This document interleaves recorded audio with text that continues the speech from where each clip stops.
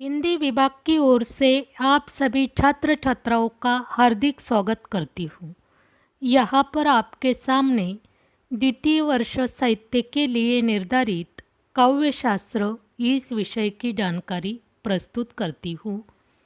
इसके अंतर्गत इकाई सेकंड में काव्य के भेद आपको अध्ययनार्थ रखे गए हैं।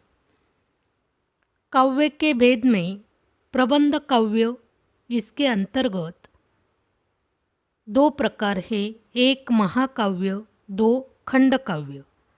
इसके बाद मुक्तक काव्य, गीति काव्य तथा गज़ल आपको अध्ययनार्थ रखा गया है।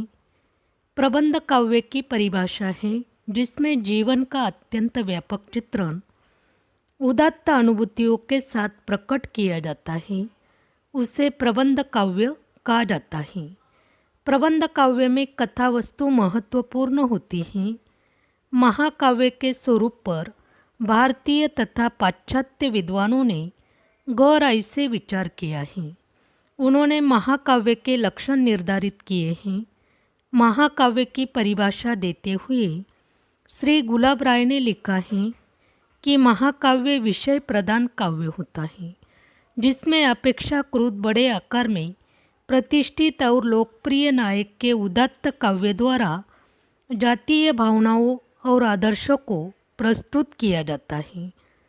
महाकाव्य की परिभाषा है मान सत्यम शिवम सुंदरम तत्व को मानव जीवन के लिए सुव्यवस्थित क्रमबद्ध रीति से या काव्य कथा के रूप में विशालता से प्रस्तुत किया जाता है, उसे महाकाव्य कहते हैं। भारतीय आचार्य ने महाकाव्य के 10 तत्व बताए हैं। इसमें प्रथम तत्व है कथा वस्तु। महाकाव्य की कथा ऐतिहासिक, पौराणिक या किसी भी विषय की हो सकती है। कथा का आरंभ आशीर्वचन, मंगलाचरण और ईश्वर स्तुति से होती है। उसके बाद गुरु वंदना, सज्जन प्रशंसा और दुर्जन निंदा की जाती है।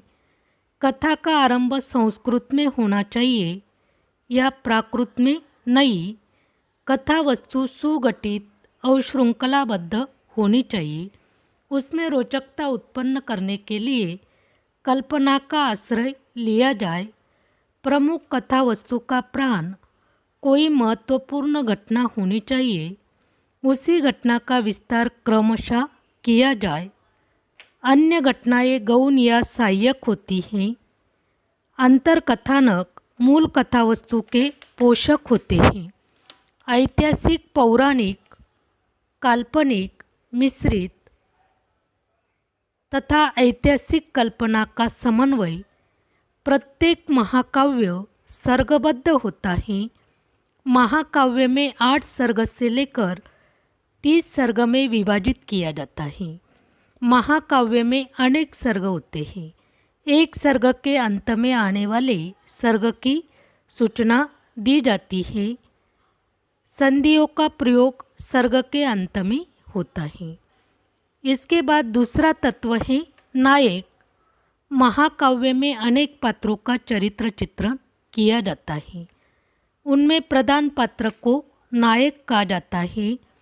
नायक को देवता, उच्च कुल में उत्पन्न क्षेत्रीय व्यक्ति या उच्च वंशीय राजा होता है। नायक में धीरोदात्त पुरुष के गुण होने चाहिए, अर्थात नायक शीलवान, नीतिमान, सर्वगुण संपन्न, व्यवहार कुशल और सर्वशास्त्र पारंगत होना चाहिए। महाकाव्य में अन्य पात्र गौण होते हैं, नायक की सहायता करते हैं। महाकाव्य में प्रतिनायक या खलनायक होता है, उसकी पराजय दिखाई जाती है। नायक को हमेशा विजयी दिखाया जाता है। इस तरह आज आपने प्रबंध काव्य की परिभाषा, महाकाव्य की परिभाषा तथा महाकाव्य के 2 तत्व इसका अध्ययन किया। धन्यवाद।